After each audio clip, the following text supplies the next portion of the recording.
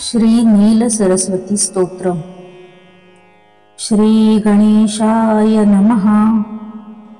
घोररूपे महारावे सर्वशत्रुभयंकरी, भक्तेभ्यो वरदे देवी त्राहि मां शरणागतम्। ॐ सुरासुरार्चिते देवी सिद्धगन्धर्वसेविते, जाड्यपापहरे देवी त्राहि मां शरणागतम्। जटाजूटसमायुक्ते लोलजिह्वान्तकारिणी, द्रुतबुद्धिकरे देवी त्राहि मां शरणागतम्। सौम्यक्रोधधरे रूपे चण्डरूपे नमोऽस्तुते, सृष्टिरूपे नमस्तुभ्यं त्राहि मां शरणागतम्। जडानां जडतां हन्ति भक्तानां भक्तवत्सला, मूढतां हर मे देवी त्राहि मां शरणागतम्।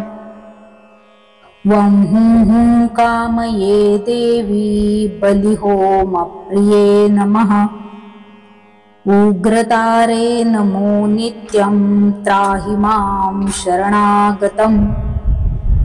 बुद्धिं देहि यशो देहि कवित्वं देहि देहि मे, मूढत्वं च हरेद्देवी त्राहि मां शरणागतम्।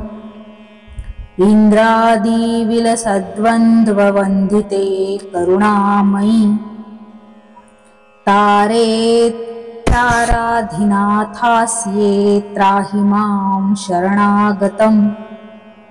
अष्टम्यां च चतुर्दश्यां नवम्यां यः पठेन्नर, षण्मासैः सिद्धिमाप्नोति नात्र कार्या विचारणा।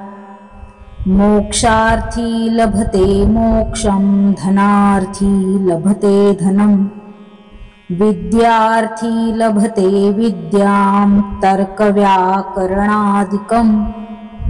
इदं स्तोत्रं पठेद्यस्तु सततं श्रद्धयान्वितः, तस्य शत्रुक्षयं याति महाप्रज्ञा प्रजायते। पीडायां वापि संग्रामे जाड्ये दाने तथा भये, य इदं पठति स्तोत्रं शुभं तस्य न संशयः।